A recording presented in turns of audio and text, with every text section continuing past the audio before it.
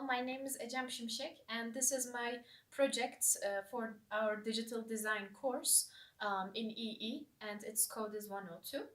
And in my project, I create the system in order to receive sound data, record sound data, and as well as display the sound data using an LCD display screen, which is the liquid crystal display.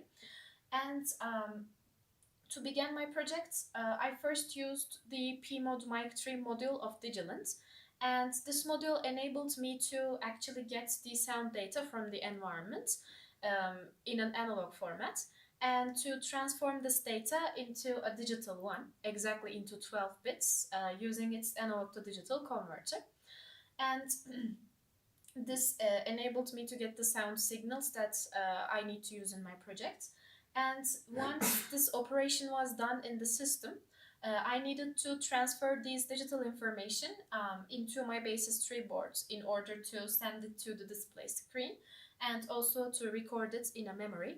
And in order to do this, I used a protocol, a communication protocol named SPI.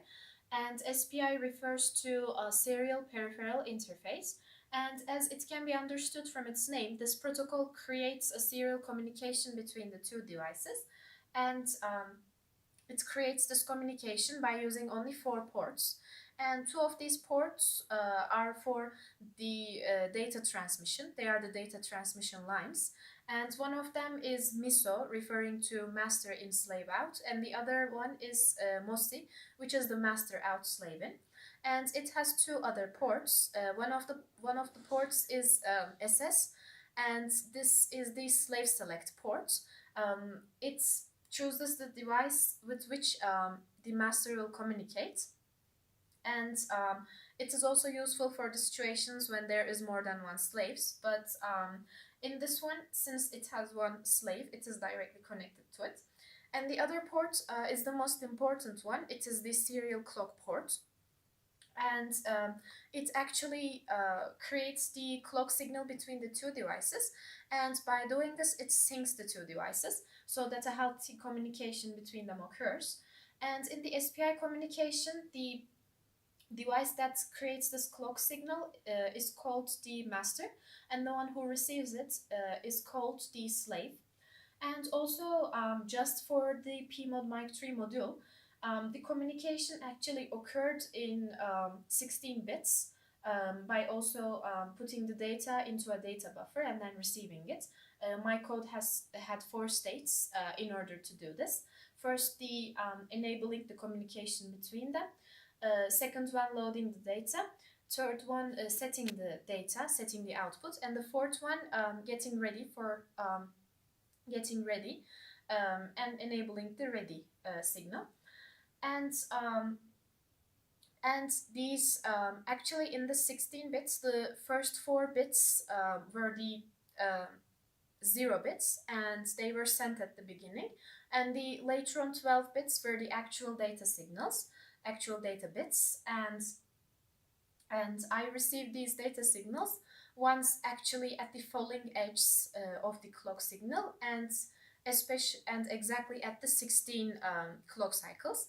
And once I got this data into my system, I stored it inside a RAM that I created, and this RAM was a memory that had 128 times 12 bits, which meant that it had 128 places in which it stored the information in form of 12 bits information. And this memory had actually the write mode and the read mode. And in the write mode, I was able to write data into my memory, and from the read mode, I was able to get the data out of my system. And also it had addresses and I also enabled these addresses by using my switches. And for example, each time I create an address, I actually store it in that specific one. And then by getting the data out of the RAM, by using the read one, using the data output part of it, I had to transfer this data into my Arduino, And I did this by once again writing an SPI protocol. And this time in the SPI protocol, the basis tree was sending out the information and Arduino was getting this information. And once again, it had, for example, enable inputs in order to start the communication between the two devices, as well as having a reset one in order to reset the communication and actually stop it now from recording it. And in my Arduino, I also wrote a code in order to get this information from the basis tree, its own SPI code. Now Arduino was in the form of a slave, and I created an array inside the Arduino in order to store this information. But array has only one bit, so it stores it by creating a loop, and it actually renews the data once new data has been received. And I also connected the LCD display screen to my Arduino in order to operate it and in order to get it power supply. And the schematic of my system can be seen on the screen of the computer.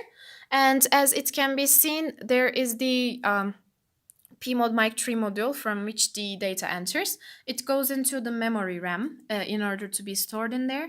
And it also has the second SPI in order to send the data into the Arduino device. And the screen of my LCD can be seen here. At the first, it only has words representing the sound data.